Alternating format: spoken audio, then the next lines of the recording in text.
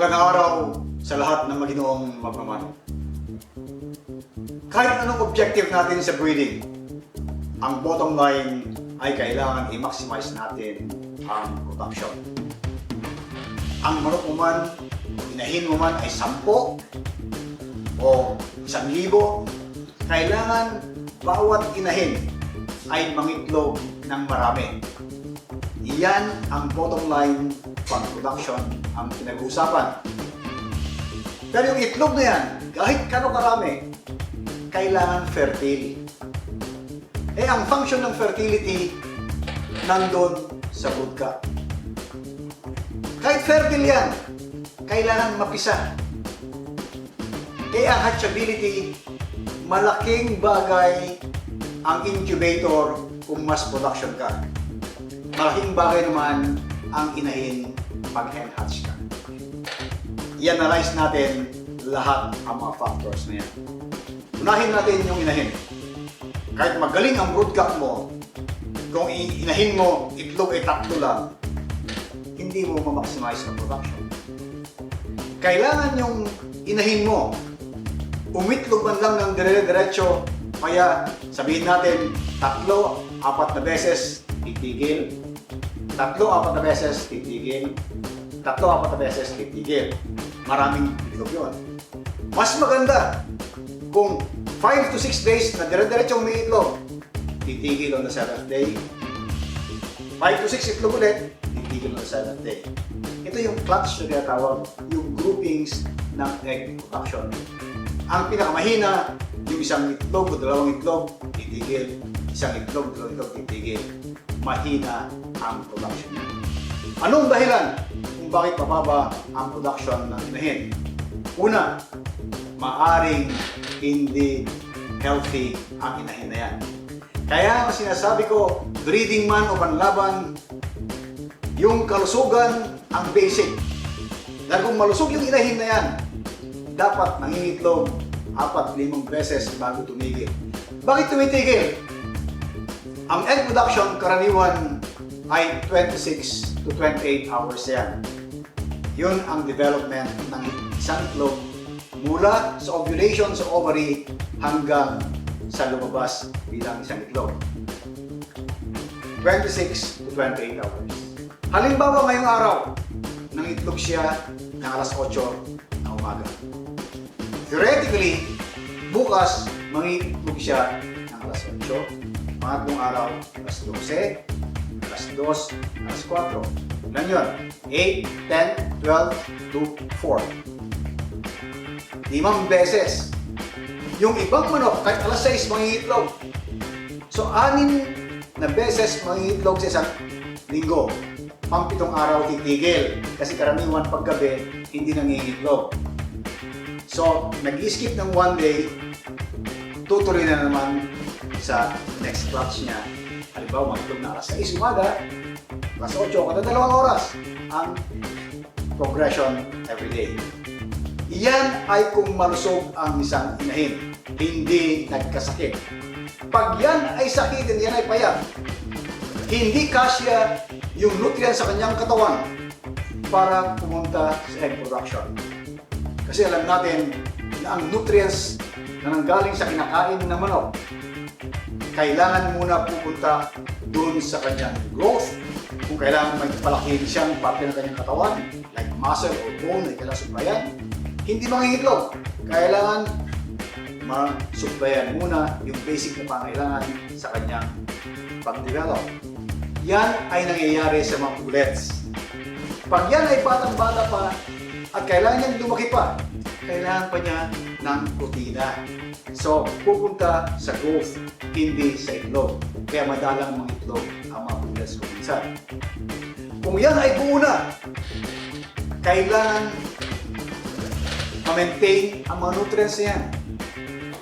Kung minsan kinukulang yung nutrition, kailangan magbigay ng mga supplements. Dito pumapasok yung mga binibigay ng ating mga ahente sa mga poultry supply para matulungan ang ating mga inahin na mga itlog. Yung supplements na yan ang magbibigay ng karagdagang nutrients doon sa kakulangan na wala sa feeds. Ngayon, kung yung manok nyo naman ay sobrang matakaw kumain yung inahin na yan, dahil masyado kayo mabait magpakain, talaga namang yung mga inahin nyo parang lumaki na sa kusina, walang ginawa maghapon kundi kain ng kain. Pag yan naman ay nagkasapola, hindi rin mangingitlog ng marami dahil yung mga egg follicles ay masasakal ang kanilang production dahil sa taba sa ovary. Kaya sa halip na mangitlog ng 4, 5 o 6 na beses sa linggo, yan ay mangingitlog na lamang ng 2 o 3 beses. So, makikita nyo, ang egg production ay nasa kalusugan ng inahin. Pag yan ay payat, hindi magandang mangitlog. Pag yan ay mataba, hindi rin magandang mangitlog. Kailangan katamtaman ang katawan, hindi payat para hindi kukulangin ng nutrients, hindi naman may sapola para masasakal ang production ng egg follicle. So ito yung production side. Yung itlog na yan, gaano man karami, kung hindi fertile, ay hindi rin makikisa. Kasabihan yan, maski sa broiler breeder operations, ang fertility ay function ng male o yung brood cock. Alam nyo, lagi ko tinitignan yung mga broilers. Tingnan mo yung mga males nila. Ang lalaki, halos 4-5 kilos, ang laki, ang bagal kumilos. Pero 10 ang asawa. Eh how much more yung mga Texas natin, yung mga roosters natin? Athletes sa mga yan. Kahit sobra 10, kaya nila. Yung mga broiler, umaabot ng more than 90% ang fertility nila. So walang problema pagdating sa game fowl. Pero bakit kung minsan, mas mataas pa yung fertility ng broiler na palampalampa kaysa yung athletic type na manok panabo? Dahil kung minsan, kulang din yung nutrients na kinakain ng brood cock.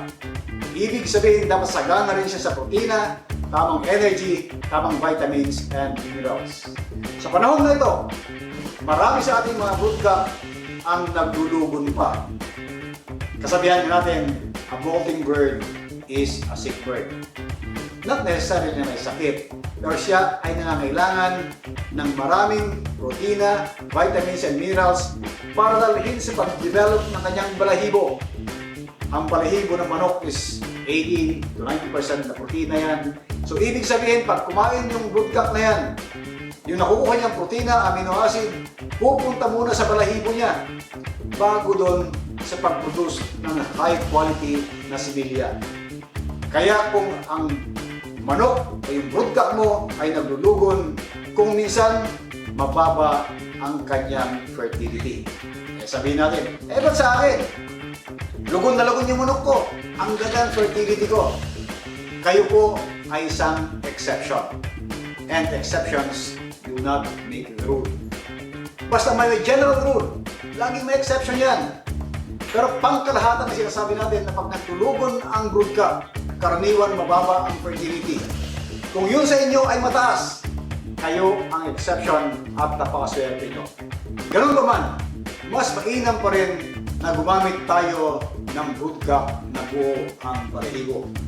Kung yung brood cock mo ay hindi pa nakakumpleto ng lugon, pero may magandang stud na kalahi ng binibreed mo na brood cock, pwede mong gamitin yung stud na yan. Eh, mas mainam kung sumuk na yung stud na yan, baka nanalo sa early bird, walang sugat, maganda, kumpleto sa mga hinahanap mong katangian, physical at fighting style, pwede mong gamitin yung tinatawag na alpha na stud na pang brood cock. So yan, nag-discuss na natin, inahin at ang brood cock. At gaya ng dating laging sasabihin sa lahat ng ating maginong magmamanok, sa performance ng ating mga alaga, yan may ay pang-breeding o panlaban, laging tandaan, health is always number 1.